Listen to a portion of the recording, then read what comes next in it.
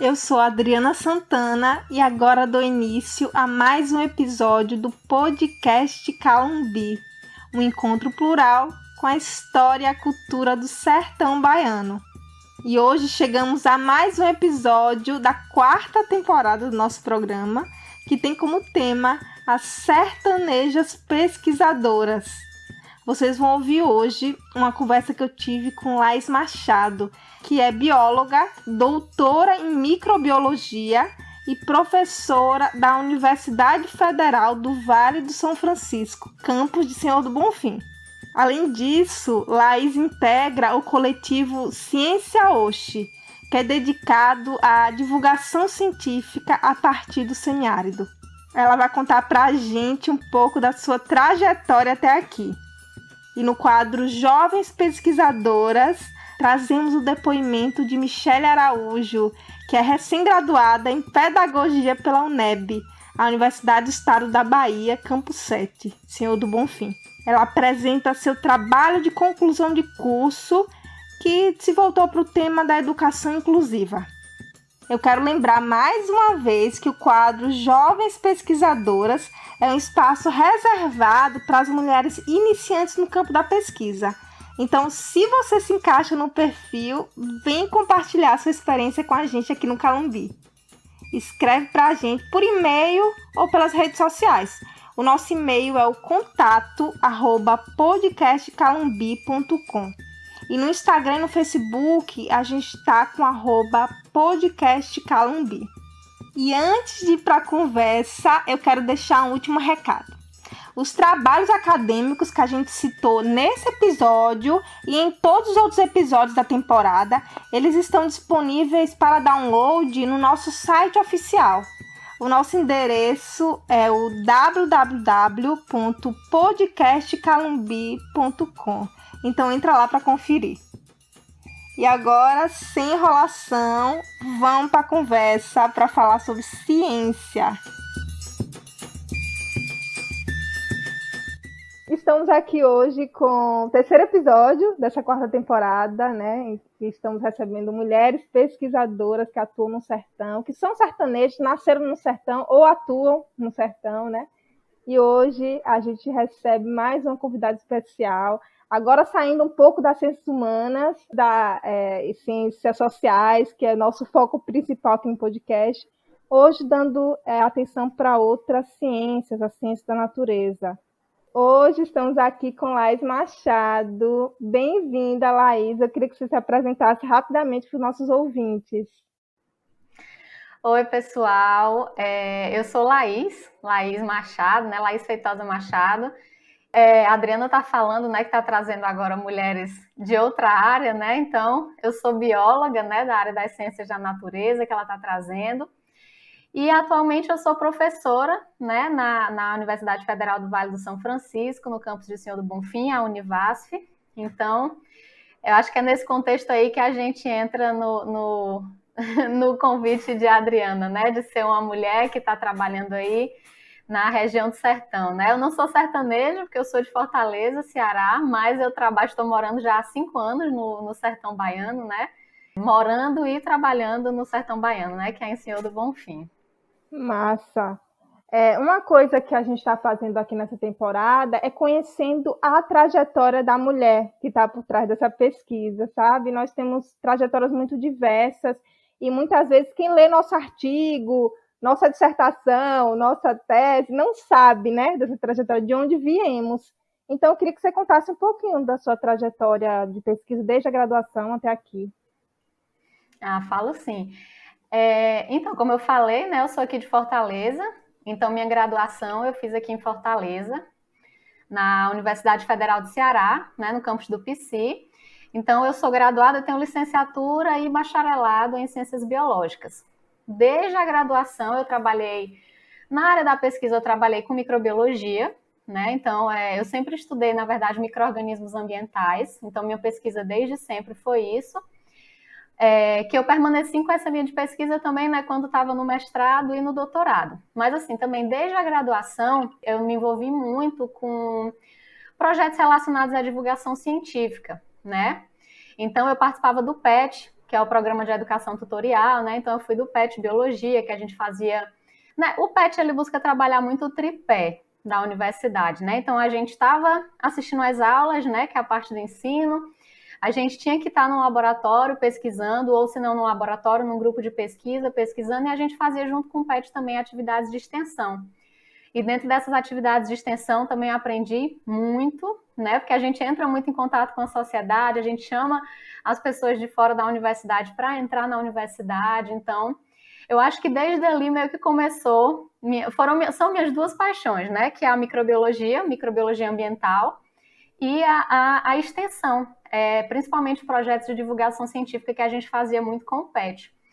E aí, quando eu saí do PET, a minha orientadora da graduação ela me chamou também para trabalhar em outro projeto de extensão que envolvia educação, né? Na verdade, que envolvia um pouco de ensino e extensão também. A gente trazia os alunos de fora da universidade, da rede pública, para ter umas aulas na universidade, era muito legal. E também aí, né, continuar a paixão, né? Só fortalecendo. Depois disso, eu passei no mestrado, aí eu me mudei para o Rio de Janeiro. Então, eu fui estudar na Universidade Federal do Rio de Janeiro, na UFRJ, né, lá no campus do Fundão. E aí, lá eu fiz o meu mestrado e o meu doutorado. Ainda dentro da área de microbiologia ambiental, né? No mestrado, eu trabalhei com microbiologia ambiental, buscando a descontaminação de ambientes por petróleo, contaminado com petróleo. E no doutorado, eu trabalhei com microbiologia de corais. E assim, também apaixonada pelas duas áreas, né? Quando a gente fala de microbiologia ambiental, na verdade, eu me identifico muito. Deixa eu te interromper rapidinho. Você pode explicar de maneira mais simplificada o que é a microbiologia e a microbiologia ambiental? Posso explicar, sim. A microbiologia, na verdade, é o estudo dos micro-organismos, né? Então, bactérias, alguns fungos, né? A gente tem os vírus, né? Que a gente tem até, enfim, ouvido falar muito. Então, a microbiologia é o estudo desses micro-organismos, né? A gente tem microalgas, também tem um grupo chamado das arqueias. Então, são os micro-organismos. A microbiologia é o estudo dos micro-organismos. E normalmente, quando a gente fala de micro-organismos, né, de bactéria, de fungo, a gente pergunta para as pessoas e elas fazem relação logo com doença, né? O pessoal pensa logo, tem gente que olha para mim e diz, não era melhor que esses bichinhos nem existissem, quando na verdade a nossa vida depende deles, né? Em vários aspectos. Então, eu não trabalho com a microbiologia que trabalha com doença, com a microbiologia médica. Eu trabalho com a ação desses micro-organismos no meio ambiente, né? Em como eles contribuem para o funcionamento do meio ambiente, como eles são importantes para as funções ecológicas acontecerem, né? Então, essa é a minha pegada, né? Na verdade, eu não transito muito bem pela parte médica, mas tenho muitos colegas que transitam super bem por essa parte médica, por esses micro-organismos, né, que podem gerar doenças e tal, mas eu fico mais na parte ambiental, talvez um pouco na parte biotecnológica, né, descobrindo, será que a gente pode utilizar esse micro-organismo, por exemplo, para alguma função que seja útil para o ser humano, né? Por exemplo, até a parte do meu mestrado que eu trabalhei com descontaminação de ambientes utilizando micro-organismos, né? Então, eram micro-organismos, por exemplo, que conseguiam comer petróleo, né? Então, a gente consegue usar esses micro-organismos para limpar uma área, por exemplo, que foi contaminada com petróleo. Então, em vez de trabalhar essa parte mais médica, de doença, aí eu fico nessa parte mais ambiental, uma parte que brilha meus olhos mesmo, entendeu? E eu tô falando besteira ou também dá para utilizar micro-organismos em alimentação, em fermentação? Não tá falando besteira, não, tá falando certinho, dá sim. Então, a gente tem também uma grande área da microbiologia, que é a microbiologia de alimentos, né? Que a gente utiliza alguns micro-organismos, por exemplo, a gente tem alguns fungos, né? Aquelas leveduras. Quando a gente vai fazer fermentação, quando a gente vai fazer um bolo que usa um fermento, né? Aquele fermento lá, o fermento biológico, ele é um micro-organismo, ele é uma levedura, um fungo, né? Então, a gente pode utilizar também, por exemplo, a gente tem alguns queijos, aqueles queijos que você percebe, né, que tem umas marquinhas verdes e tal, eles são fungos também, né? A gente tem os fungos comestíveis, aqueles cogumelos, né, shiitake, shimeji, né? E tem muito micro-organismo fazendo, por exemplo, o processo também de fermentação, né? Utilizado para a produção de alguns iogurtes, para a produção, por exemplo, de cerveja, né? Kombucha também, inclusive sou apaixonada por kombucha. Kombucha, kefir, não sei se você já ouviu falar do kefir, também é uma bebida assim, né, fermentada, né? Eu costumo dizer, certo?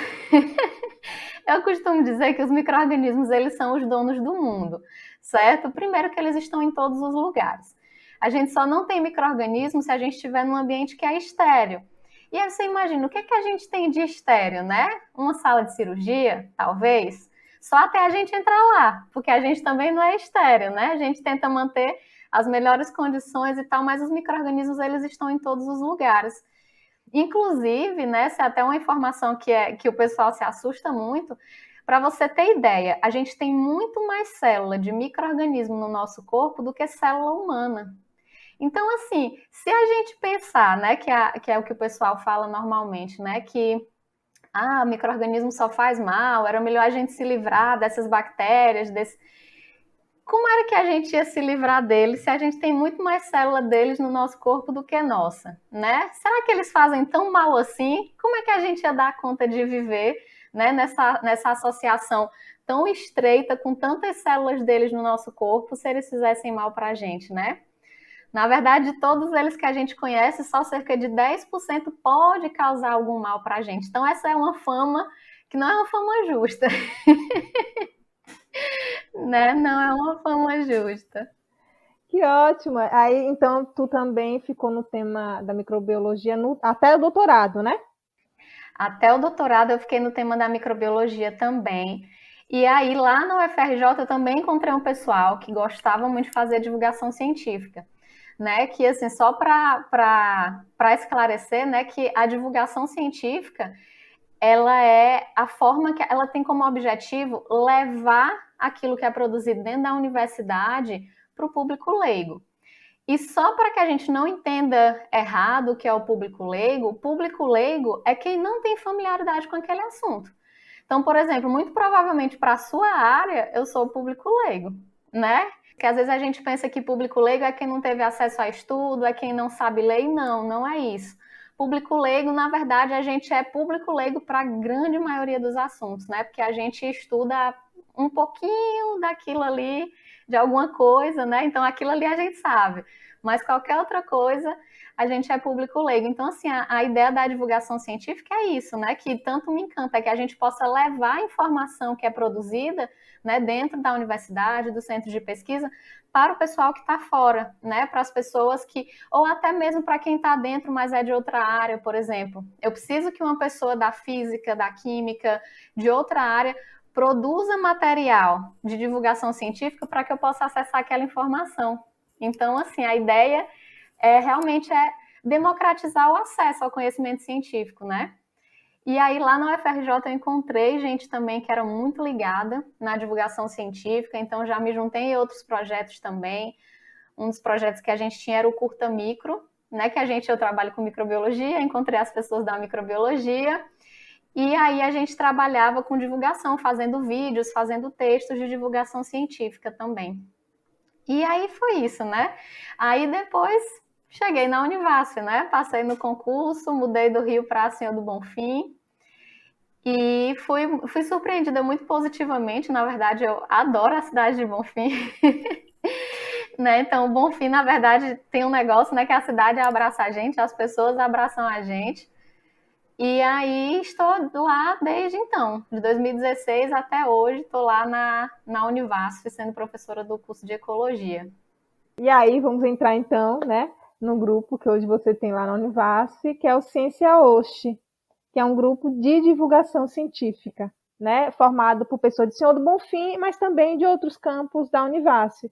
Eu queria saber um pouco da trajetória do grupo, com que objetivo ele surgiu, e um pouco do que ele conquistou até o momento, né? Quem são as pessoas que fazem parte? Queria que você contasse um pouquinho. Conto sim. Na verdade, a gente começou o seguinte, como eu te falei, desde de sempre eu fui apaixonada por divulgação científica, e é meio que parece que a gente vai encontrando, né, as pessoas que têm esses mesmos gostos, e aí a gente vai se unindo, né? Então, assim, até uma coisa que eu faço muito até nas minhas disciplinas, né? Toda disciplina minha, A gente faz atividade de divulgação científica porque eu entendo, para mim, é extremamente importante que as pessoas entendam a importância de divulgar ciência, né? Que às vezes a gente pensa, eu vou escrever meu artigo e estou divulgando ciência, estou fazendo divulgação científica. Não, você está se comunicando com seus pares. Mas divulgar ciência, que é levar para o povo, não é isso, né? Então, assim, eu tento muito fazer isso. Então, assim, fui conhecendo outras pessoas que trabalhavam dessa forma. Por exemplo, uma delas é Virgínia. Virgínia, ela coordena comigo, né, o Ciência Oxe. E aí, Virgínia também fazia essas atividades na disciplina dela, a gente foi se unindo, né? E aí a gente começou a organizar um evento na universidade, que chama Univasf de Portas Abertas, que a gente organiza todos os anos, né, esse evento. E aí a gente foi percebendo que tinham outras pessoas, né, que tinham aquele gosto. E aí participavam do evento com a gente, iam gostando. E Virginia e eu, a gente assim tem umas ideias que às vezes a gente acha meio maluca, mas a gente fica, vamos botar no papel que uma hora vai que sai, né? E aí a gente vai colocando no papel, até que uma hora a gente, vamos, a gente já tem tantas ideias, vamos juntar essas ideias e vamos criar um projeto, né? E aí foi a partir daí que surgiu o projeto Ciência Oxe, né? O Ciência Oxe, na verdade, ele surgiu de maneira presencial, né? A gente tem ele de maneira presencial e a ideia sempre foi essa, divulgar ciência, né? E a gente ia fazer a divulgação de maneira presencial. A gente tinha uma ideia de, em algum momento, transformar isso numa coisa virtual, transformar isso numa coisa online. Inclusive, a gente tinha aprovado uma bolsa, né, para a gente ter o nosso aluno trabalhando com a gente, né? Na verdade, era uma aluna, na época, trabalhando com a gente de maneira presencial. Só que a gente foi surpreendida, né, pela pandemia. E aí a gente, não vamos parar com o projeto, não. Se a gente já tinha a meta, né? Na verdade, era uma coisa assim, vamos um dia. A gente trouxe esse um dia para bem pertinho e vamos agora, né? Mas rapidinho, só te interromper. Quando era presencial, que tipo de atividade vocês faziam? Pronto, quando era presencial, a gente tinha algumas atividades. Porque era um projeto maior, né? Era uma coisa com atividades de fato, que a gente levava as pessoas para a universidade, a gente ia para fora da universidade. Então, por exemplo, a gente organizava visitas ao laboratório da gente, né? Então, a gente tinha visitas ao laboratório de biologia. A gente organizava dentro do Ciência Oxe, o mesmo evento Univasf de Portas Abertas, que só para te explicar o que é um dia que a gente consegue meio que parar as atividades da Univasf e abrir a universidade para que as pessoas entrem. Então, a gente convida, faz convite na rádio, faz convite nas escolas, para as pessoas entrarem na universidade. Então, a gente faz exposições, deixa os laboratórios abertos, fazendo experimentos, a gente tem mini cursos. Então, assim, é um dia que é muito legal. A gente faz, inclusive, os 3 turnos, porque a gente sabe que tem gente que visita nos 3 turnos, né? Então, assim, é muito gratificante quando a gente vê o pessoal chegando, interagindo, e às vezes muita gente nunca viu um microscópio, aí consegue visualizar uma coisa no microscópio, ver os bichos, né? Chega tímido, imagino que a galera chegue tímida, né? Porque entrar naquela universidade é um pouco assustador para quem não é de lá, né? E deve sair querendo ser cientista. Imagino que já sai transformado, né? Isso acontece muito e a gente estimula muito os nossos alunos, porque a gente pergunta para os nossos alunos: a tua mãe, o teu pai, sabem o que tu faz aqui na universidade? Né? Porque muitas vezes a gente fica distante, né? Então, assim, uma coisa que eu estimulo meus alunos quando a gente está fazendo as atividades de divulgação científica fale de um jeito, que essa é a ideia também do Ciência Oxe, né? Eu quero que você traga a informação de um jeito que, se você trouxer e falar com seu pai, com sua mãe, com seu irmão, com sua avó, eles possam entender o que você está falando. Então, assim, no dia do Universo de Portas Abertas, a gente convida os meninos a trazerem a família, né? Então, assim, a gente tem, Adriana, desde criança, eu já levei meu sobrinho, ele tinha 4 anos quando ele foi, e eles super aproveitam, né? A gente tem crianças de várias idades, e a gente vê as senhorinhas também, que elas ficam encantadas, quando vai turma de EJA também, que eles ficam encantados com tudo. Então, assim, é um momento que é muito gratificante. É um dia, é super cansativo, porque são 3 turnos, né? Mas, assim, é um cansaço gostoso, que a gente termina no final do dia, né? Às vezes a gente organiza, por exemplo, no final do evento, uma atividade cultural, com dança, alguma coisa assim. Então, É muito legal. E na última versão, a gente inclusive já tinha vontade de fazer isso, e a gente conseguiu na última versão, foi em vez de chamar as pessoas para a universidade, levar a universidade para a praça. Então a gente fez a exposição na praça, né? E aí as pessoas iam passando, iam interagindo, foi muito, muito, muito legal. É muito engrandecedor. A verdade é que é essa. Acho que a gente acaba se apaixonando porque é muito engrandecedor e a gente que fica com os olhinhos brilhando junto com as pessoas, né? Porque a gente vê, nossa, o pessoal se interessando, então é muito legal. E aí chegou a pandemia. Pois é, mulher. Aí chegou a pandemia, né? E aí, como eu te disse, chegando a pandemia, a gente teve que trazer o que era distante para perto, né? O que a gente tinha pretensão de fazer mais adiante, trazer mais para agora. E aí não teve jeito, né? Porque assim, a gente sabe desde sempre da necessidade de divulgar a ciência, né? Inclusive, uma das coisas que deu muita motivação para a gente foi o seguinte, que foi, parece estranho, mas foi quando houve um incêndio no Museu Nacional. Quando houve incêndio no Museu Nacional, Virginia e eu, e algumas das nossas colegas, né, Virginia, que coordena comigo, a gente ficou, nossa, muito triste, né, porque a gente entendia a importância do museu, sabia o que a gente estava perdendo, a gente ouviu comentários que a gente nem queria ter ouvido, tipo, ah, tá bom, agora ninguém vai mais gastar dinheiro com coisa velha, ah, eu lá quero saber de museu, sabe, alguns comentários que deixavam a gente muito triste, a gente chorou algumas vezes por conta disso, e a gente viu que as pessoas não entendiam a importância daquilo. Inclusive, pessoas perto da gente, amigos muito próximos, olhavam e viam a gente naquela tristeza e olhavam para a gente, mas eu não consigo entender. E foi quando a gente percebeu, eu disse, gente, se tem uma pessoa tão perto de mim que não consegue entender a importância disso, de alguma forma está faltando essa informação chegar. Então, meio que isso foi uma força a mais para que a gente começasse a executar ainda de maneira mais firme isso, porque a gente, como eu te falei, né, a gente fazia isso na sala de aula, a gente ministrava alguns cursos, Virginia e eu, a gente ministra alguns cursos de divulgação científica, mas o que levou a gente, não vamos tirar esse negócio do papel, foi o incêndio no museu, que foi quando a gente começou o Ciência Hoje presencial, né? E a pandemia fez a gente executar online, né? E eu acho que ficou forte também, porque a gente começou a ver muita questão de negacionismo, né? As pessoas negando a ciência. Então, aquilo que a gente já entendia como importante, né? Que é porque, assim, se você pensar, quando você divulga ciência, você democratiza o acesso ao conhecimento, né? E você dá às pessoas condição de elas decidirem sobre coisas da vida dela. Porque, por exemplo, é porque alguém me falou que é um alimento transgênico, é porque alguém me explicou a importância da vacina, é porque alguém me falou sobre como é transmitida a dengue, que eu consigo utilizar essas informações e decidir, por exemplo, que vou vacinar, que vou não comprar um alimento transgênico, que vou me proteger do mosquito da dengue. Então, assim, a gente precisa levar essas informações para que as pessoas, né, consigam.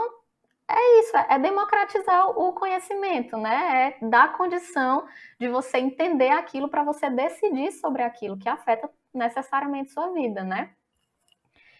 E aí, Adriana, foi nesse sentido, né? A gente já tinha a nossa equipe, mas a gente tinha pessoas muito próximas, muito queridas, que faziam divulgação científica que ainda não estavam com a gente. Aí a gente pensou em convidar essas pessoas. Então, hoje, você viu que a equipe é grande, né? Nós somos 9. Então, nós temos na nossa equipe 3 biólogas, né? Que Virginia e eu somos biólogas. Temos também Thalita, que é bióloga. Nós temos uma física, que é a Antônia. Nós temos uma química, que é a Camila. Nós temos uma farmacêutica, que é a Vitória. Nós temos Eric, cientista da natureza e informação. Ângela, cientista da natureza e informação. E Vitória, que é uma futura ecóloga. Então, nós temos uma equipe que é bem variada, né? E isso para a gente é bem legal, porque, por exemplo, a gente falando aqui, né, de público leigo e tal, e o que acontece? Dentro da nossa equipe, a gente acaba sendo público leigo uns dos outros, né? Porque, por exemplo, quando eu produzo um material da área de biologia, aí eu mostro para as biólogas e elas falam, nossa, tá super claro. Aí eu levo o pessoal da química, da física, eles olham assim, menina, não entendi nada, acredita? E aí, partindo disso, a gente consegue, né, pensar em falar de outra forma, traz a contribuição de um, de outro. Aí os meninos olham, professora, isso aqui mesmo meu avô não vai entender, não. Aí a gente organiza a forma de falar, né? Porque são vários olhares sobre o mesmo tema. Então, a gente aprende muito uns com os outros, né, nesse sentido. E a gente adequa muito o nosso material, que é como eu te falei, a gente tem o público leigo dentro do nosso próprio grupo, né? Então acaba que, enfim, a gente contribui muito uns com os outros nesse sentido. E faz um trabalho bacana de comunicação também. Eu queria saber como é isso, porque vocês têm o Instagram, né, que é o @cienciahoje. Vocês basicamente hoje fazem essa divulgação através dessa página e tem todo um cuidado com as peças gráficas, né, com a comunicação, com o texto e tal. Isso vocês aprenderam ali no momento? Já é uma coisa que você já fazia antes? Como é esse processo de pensar a comunicação? Porque não tem nenhum profissional de comunicação ali, né? Não. Foi realmente foi e continua sendo um desafio, viu, Adriana? Porque assim, como eu te falei, a gente trabalhava tudo no presencial. Ninguém tinha experiência no online, né?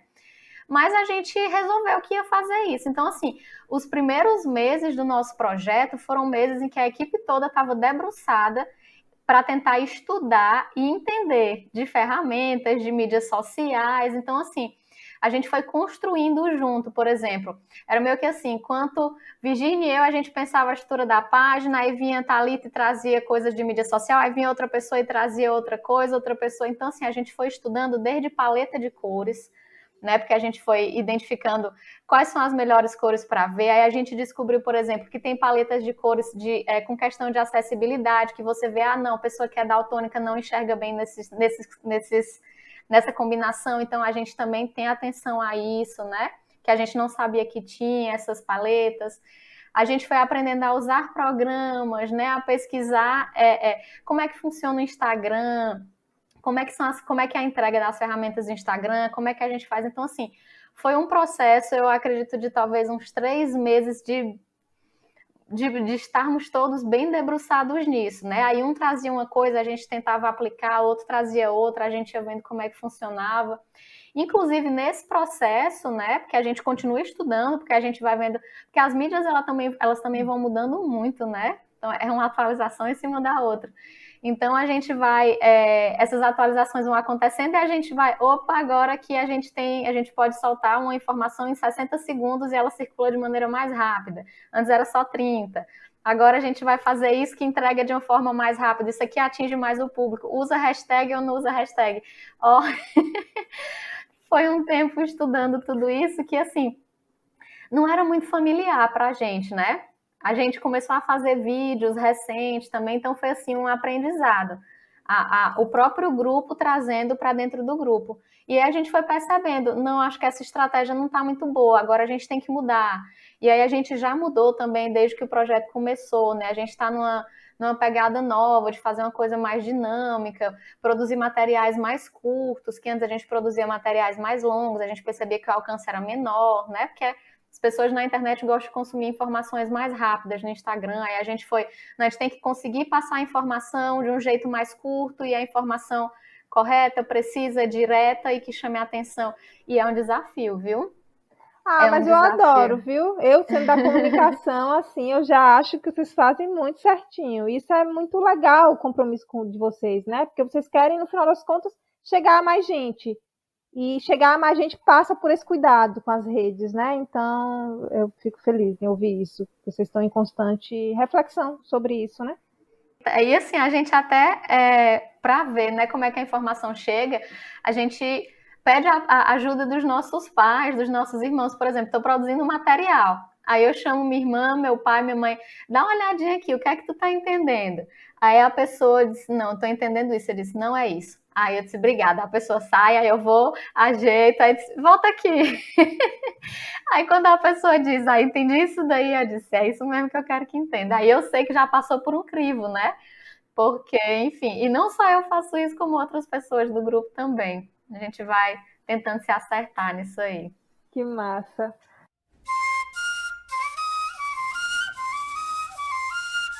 Jovens pesquisadoras.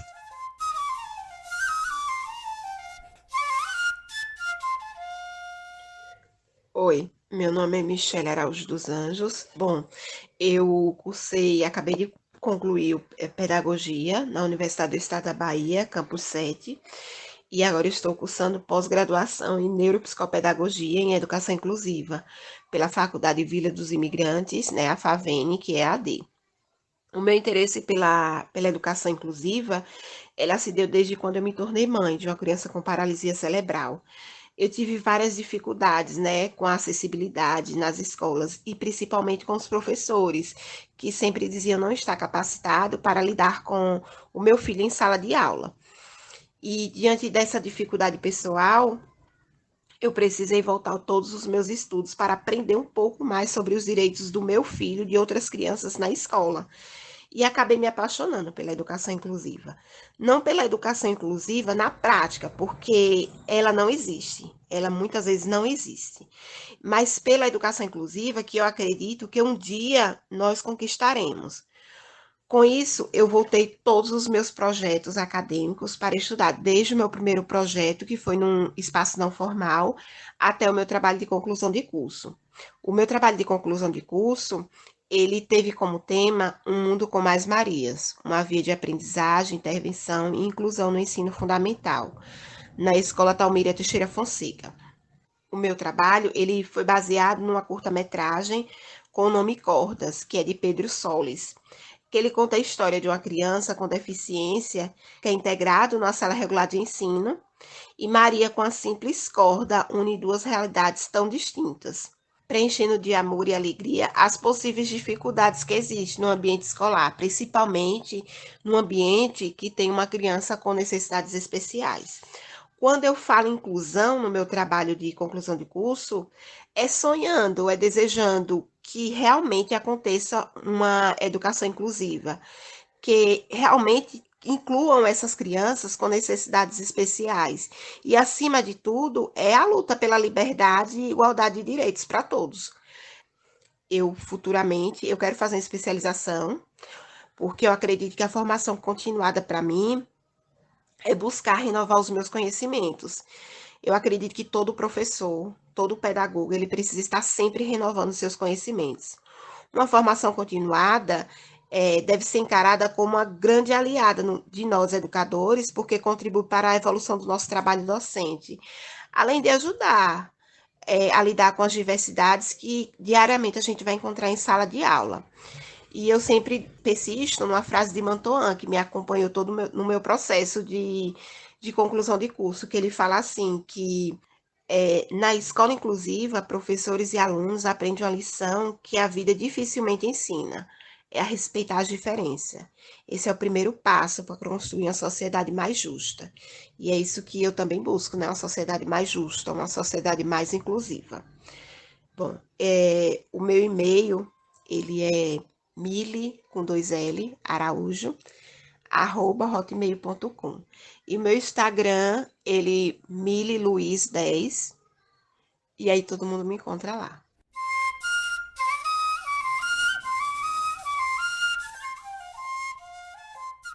Você tocou muito aí no ponto da pandemia, né? O quanto vocês tiveram que modificar o trabalho de vocês e tal. E eu queria que você avaliasse um pouquinho o que a divulgação científica, o que o campo da divulgação científica ganhou nesse período, né? Porque as pessoas estão falando mais sobre ciência, né? As pessoas estão mais interessadas por esse tema, entender a eficácia de vacina, medidas de segurança, né? Tudo isso. E você acha que houve um salto para a divulgação científica? Eu acho que houve, viu, Adriana? Acho que houve sim, porque imagine que assim, que a forma que a gente tem de se comunicar é pelo online, pelo virtual. Né? Então, antes, por exemplo, se você trocava para trocar talvez informação com um cientista, né? Que a pessoa fala, o cientista, às vezes até endeusa, né? Antes precisava ir no local do cientista ou no local que o cientista ia, agora fica mais fácil, né? Porque assim, a gente tinha já alguns projetos que circulavam pela rede, mas eu acho que meio que deu um boom nisso, né? Então, assim, por exemplo, eu falo da experiência do nosso projeto, a gente não tinha intenção de trazer agora e a gente trouxe. E uma coisa que a gente viu, na verdade, que a gente até se assustou no começo, como foi rápido a forma que a página cresceu, né? No começo a página cresceu de maneira muito rápida, e quando a gente viu, a gente tinha 1.000 seguidores, a gente, meu Deus. Né? Então eu acho que assim, que as pessoas elas foram se interessando mais por ciência, né? Que as pessoas foram se interessando mais em entender também, e eu acho que os cientistas eles encontraram, na verdade, uma forma rápida, eficaz, né? As mídias sociais, elas estão na palma das nossas mãos, né? Que a gente está toda hora com o celular, uma forma rápida e eficaz de chegar nas pessoas, né? Então, e eu acho que deu uma impulsionada também nos cientistas, né? Porque a gente começou, como você falou, a gente começou a ver questões de negacionismo. A gente está discutindo se toma ou se não toma vacina, Adriana.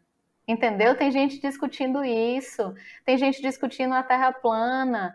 Teve isso é uma coisa até que a gente fala muito nos nossos cursos. Teve uma convenção nacional da Terra plana em 2019. Então, assim, enquanto era para a gente estar dando passos adiante, a gente está precisando retornar para esclarecer coisas e mostrar argumentos para que as pessoas entendam a importância daquilo que a gente está falando. Então, assim, eu acho que o campo da divulgação científica encontrou um campo bom e forte nas redes sociais, né? Inclusive falando até pelo nosso próprio grupo. Foi uma necessidade que nasceu de dentro, quando a gente viu tanta gente negando ciência, a gente disse, não, a gente tem que ir lá e falar de ciência e mostrar como é que é, e explicar como é o processo, porque assim, até o processo de fazer ciência, né, às vezes deixa a população confusa. Que na ciência, na verdade, a gente não está tentando confirmar uma coisa, a gente está sempre tentando derrubar aquela coisa para saber se aquela coisa tem força, né? Eu digo para os meus alunos que é como uma queda de braço, né? Que está o argumento de um lado e a gente tentando derrubar do outro. Se a gente faz força e não derruba é porque o argumento é forte, né? Então, assim, às vezes até o pessoal falando, disse isso ontem, agora já está desdizendo, mas a ciência se constrói disso, de novas perguntas, de novos testes, né? E eu acho que, assim, foi um ambiente, é um ambiente que a gente pode falar disso e falar de diversas formas. Por exemplo, a gente fala com cards, tem gente que fala com vídeo, vocês, por exemplo, trazem um podcast, né? Tem outras pessoas que trazem podcast.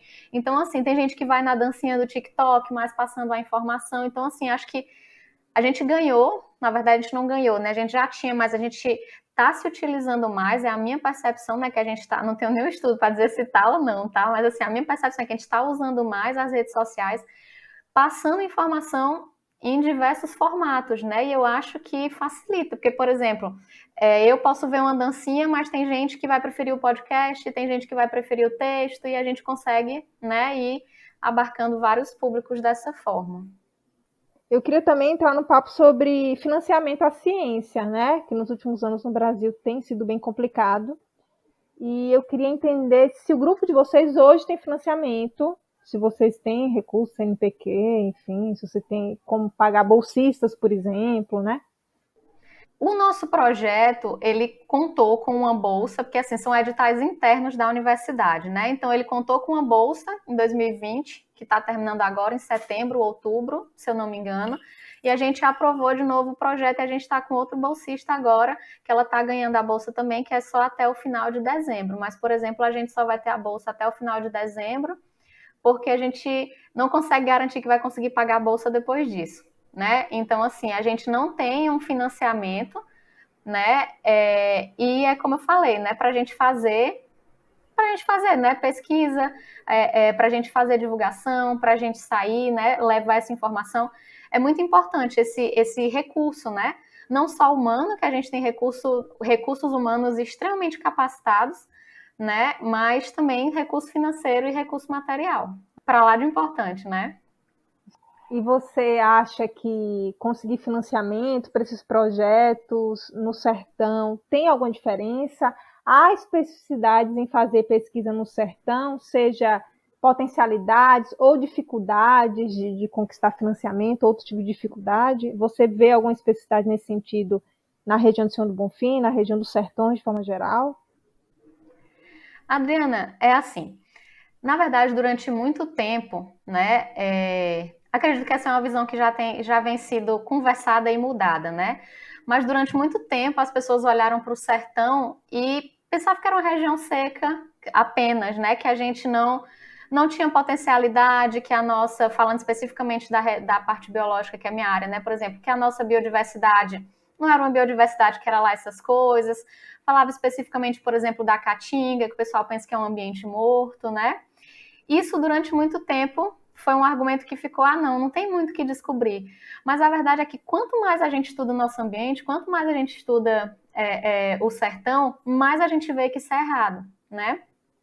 Inclusive que a caatinga não é um ambiente seco, inclusive que a nossa biodiversidade, né, que a gente tem, por exemplo, quanto mais a gente estuda, mais a gente descobre, por exemplo, organismos, né, animais, vegetais, micro-organismos que só existem na nossa região. Entendeu? Então, que precisam ser estudados, que precisam ser catalogados, que precisam ser compreendidos. E eu estou falando só da questão biológica, né? Porque se a gente partir para as questões, por exemplo, geológicas, geográficas, outras questões a gente vai conseguir enxergar, né, muito além. Então, por exemplo, é quando a gente estuda que a gente sabe o que tem e que a gente pode explorar as potencialidades da área, por exemplo. E uma coisa que é muito interessante, né, que a Univasf, a Universidade Federal do Vale do São Francisco, ela é uma universidade que ela é do interior, que ela é do sertão, né? Todos os nossos campi, eles são no sertão. Então, eu acho que isso é até uma coisa que fortalece a questão da pesquisa no sertão, né? De pessoas que estão no sertão fazendo pesquisa, de pessoas que vêm de fora para ensinar, como sou eu, né? E fazer pesquisa também. Então, assim, a gente tem uma universidade que tem como propósito fazer pesquisa também nesses locais, né? Então, a gente trazer mesmo a ciência para o sertão e, por exemplo, a Univasf, por exemplo, falando de mim, eu estudo micro-organismo de caverna, que a gente tem muitas cavernas, né, na região de Campo Formoso, a gente tem 4 grandes cavernas, tem gente que estuda plantas medicinais, tem gente que estuda, por exemplo, os vegetais da região, né, gente estudando umbu, gente estudando licuri, gente estudando, então, assim, a gente tem, por exemplo, digo para você, o licuri, eu só ouvi falar quando eu cheguei na Bahia. Não conhecia licuri, entendeu? E a gente sabe das potencialidades que tem o licuri, né? Umbu, tem um aluno, tem um estudante que está trabalhando com umbu. Então, assim, é isso, é de conhecer a região, de valorizar a região. Mas para a gente fazer tudo isso, né, para que a gente possa estudar, por exemplo, estudar, sei lá, propriedade biotecnológica da planta tal, né? Saber, por exemplo, se tem alguma coisa naquela planta que a gente pode utilizar de alguma forma. Ou, por exemplo, né, um exemplo que a gente dá, a gente tem muitas descobertas que partem dos estudos biológicos, né? A gente tem remédios que a gente tem hoje porque eles são extraídos de animais ou porque eles são extraídos de vegetais, né? E a gente precisa estudar para ver isso. E considerando, por exemplo, que a nossa biodiversidade é uma biodiversidade que em vários aspectos é única, né? A gente tem muitos bichos, plantas, micro-organismos que são só de lá. A gente precisa conhecer, estudar e valorizar isso daí. Mas não é fácil fazer isso, né, sem o recurso financeiro, né? A gente precisa do recurso financeiro para fazer isso funcionar. Porque sem recurso financeiro, por exemplo, a gente não tem laboratório, a gente não tem material, né? A gente não tem insumo, a gente não consegue, por exemplo, fazer um deslocamento para fazer coleta, né? Então, isso dificulta muito, né? E nesse momento, né, que a gente está vivendo, não acredito que seja uma particularidade do sertão, né? A gente está vivendo isso em âmbito nacional, né? A gente está com essas dificuldades de financiamento para pesquisa, mas a gente precisa muito disso para que a gente possa valorizar ainda mais nossa região, né? Conhecer a região enfim, é isso, valorizar mesmo. Porque é quando a gente investe em ciência, em tecnologia, em educação, que a gente aumenta o conhecimento da região e a gente traz também progresso para a região, né? E é conhecendo isso também que a gente conserva, protege. Perfeito. Eu queria que você falasse um pouco quais são as perspectivas do grupo Ciência Oxo. O que vocês estão planejando, assim? Na verdade, a gente pensa primeiro, né, que o nosso projeto presencial, ele não acabou, né, ele só está aí dando uma pausa, porque a gente não pode executar as nossas atividades presenciais. Então, a gente pretende retornar com as atividades presenciais e manter as atividades online. Então, para a gente fazer isso, a gente precisa aumentar a equipe, né? Então, quando a gente tiver a oportunidade de fazer isso, a gente vai abrir mais vagas para a equipe, convidar mais pessoas para participarem, né? Para que a gente possa dar conta de tantas atividades, né?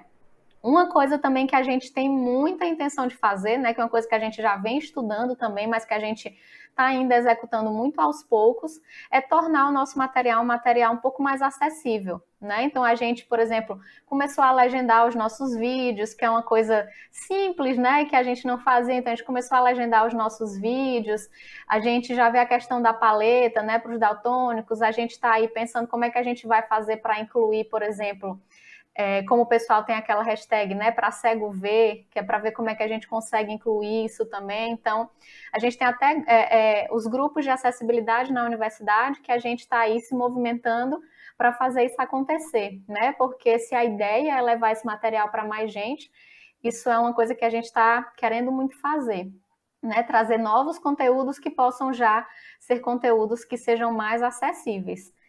E a gente pensa também, né, que essa é uma ideia da gente desde o começo, é transformar o material que a gente produz num livro, né? Ou num livro impresso, ou num e-book, né, que a gente possa divulgar, né? Porque são materiais que a gente faz pensando numa linguagem fácil, então a ideia é que a gente deixe disponível na internet, ou que a gente consiga imprimir algumas cópias, levar para as escolas da região, para que o pessoal possa ter acesso a esse material da gente. A gente tem muita vontade de fazer isso e a gente vai fazer. Perfeito. Você sabe que essa questão da acessibilidade tem sido uma preocupação do podcast Calumbi. A gente lançou há umas 2 semanas atrás o nosso site oficial e ele surgiu para abrigar os episódios, não só em áudio, que é o que a gente já faz, mas também em texto. A gente transcreveu os episódios, justamente com essa mesma preocupação que você falou, né? A gente quer falar sobre o sertão, quer falar sobre a nossa história, mas a gente está limitando o nosso público, isso não pode, né? Então, as pessoas com deficiência auditiva não tinham acesso a essas informações. E a gente já está disponibilizando em texto. No Instagram também está fazendo a legendagem, enfim. É um pouquinho de cada vez, né? Porque a gente tem essa dificuldade também, né? Infelizmente, a gente não aprende isso na faculdade, né? Mesmo sendo da comunicação, por exemplo, as pessoas não falam sobre isso. E o que é um absurdo, né? A gente espera que as universidades do futuro já incluam essas disciplinas, né? Então está todo mundo aprendendo como fazer, mas a gente está nesse mesmo caminho que vocês. Isso, não, e é muito importante, a gente percebe, na verdade, que é um mundo muito maior do que o que a gente às vezes consegue até perceber, né? Então, enfim, e a gente tem que fazer isso mesmo, é como você falou, a gente quer levar a informação e a gente não quer restringir o nosso público, a gente quer que a informação chegue, né? Então, a gente tem que procurar essas formas, conversar, né, com as pessoas que se utilizam disso para que elas possam ensinar a gente, para que a gente possa aprender, identificar qual é a melhor estratégia, né, para que a gente possa levar esse material, enfim, para o maior número de pessoas possível. Essa é a ideia. Ótimo. Eu queria que você deixasse suas considerações finais e repassasse mais uma vez as páginas do teu grupo, para o nosso público conhecer.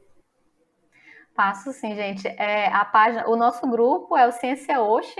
Na verdade, o nome do projeto é Ciência Oxe, divulgação científica a partir do semiárido, né? Mas a página lá é só Ciência Oxe, porque o nosso grupo ele partiu todo, né? Todas as pessoas se encontraram primeiramente no semiárido, né? Mesmo que sejamos pessoas de diversos locais. E a nossa página, a gente está @Ciência Oxe, vocês podem acessar no Instagram. Né? E é isso, eu queria fechar, na verdade, agradecendo vocês, viu, Adriana, pela participação, pelo espaço, para que a gente possa falar da nossa página, e não só da nossa página, na verdade, mas eu acho que o destaque maior é a gente trazer a importância da divulgação científica, né? A gente, não só da divulgação científica, como da ciência, mas é quando a gente divulga a ciência que as pessoas entendem, quando a gente faz a divulgação que as pessoas entendem a importância da ciência. Né? E convidar mais pessoas, mais e mais pessoas, né, que se interessam por ciência a fazer a divulgação científica, a levar a informação científica para as pessoas, né, numa linguagem que seja simples e fácil, para que a gente possa trazer as pessoas para perto da ciência.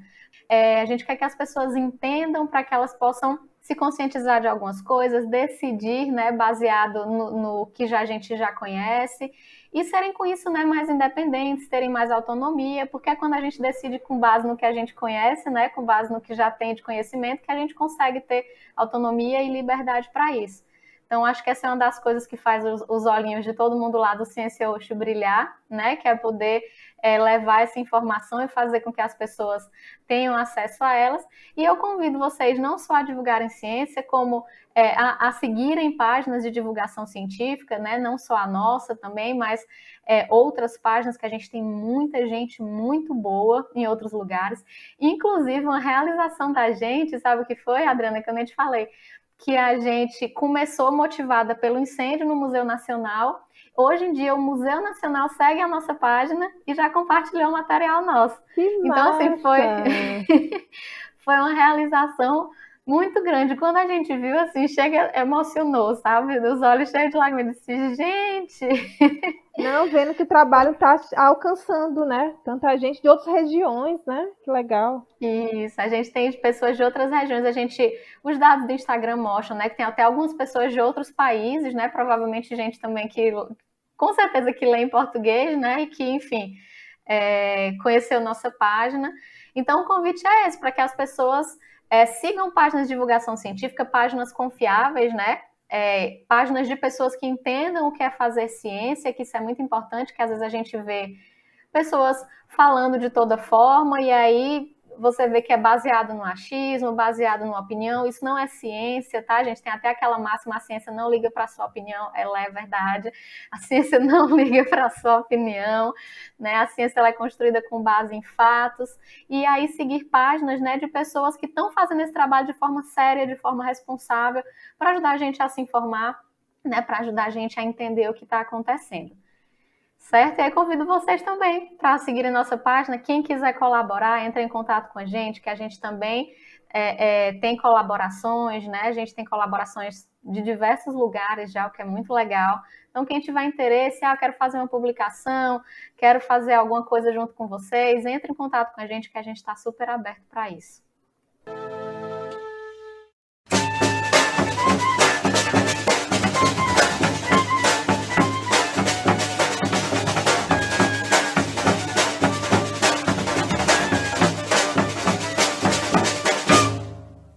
E hoje, no quadro Para Render o Assunto, vamos dar algumas dicas relacionadas à divulgação científica, a trabalhos que fazem o que a Ciência Hoje está fazendo, né, no nosso semiárido. Eu quero indicar o podcast A Terra é Redonda, que é um podcast de ciência da revista Piauí, que ele faz um trabalho de explicar conceitos, enfim, que a maioria das pessoas não conhecem sobre a ciência, mas baseado também em ciência da natureza. E é um podcast bem bacana. Vocês que estão ouvindo nosso podcast, se vocês quiserem conhecer outro, fica aí essa dica. A Terra é Redonda, também disponível em todas as plataformas de áudio. Laís, indica pra gente alguma coisa? Indico, pessoal. Vou indicar para vocês. Na verdade, são páginas no Instagram, né? Que a gente acaba que conhece muita gente no Instagram. Eu vou indicar para vocês a página do Espaço Ciência Micológica, que é um espaço da Universidade Estadual da Bahia, né? Da UNEB, que eles falam sobre, né? O nome micológico tem a ver com fungo, então eles fazem um trabalho de divulgação científica com os fungos. Então, assim, vale a pena conhecer. E vou indicar também a página do Instituto Florestar, que é um instituto que promove a restauração ecossistêmica, a educação de qualidade e o desenvolvimento sustentável do bioma da Caatinga. Já que a gente está falando aqui, né, da região do Sertão, então quero deixar aí o pessoal aqui também que produz aqui na nossa região, né? O pessoal da UNEB, que é aqui a UNEB no Campo Senhor do Bonfim, e o Instituto Florestar. Massa! Então é isso, galera. Tchau, tchau e até o próximo episódio. Tchau, tchau, gente.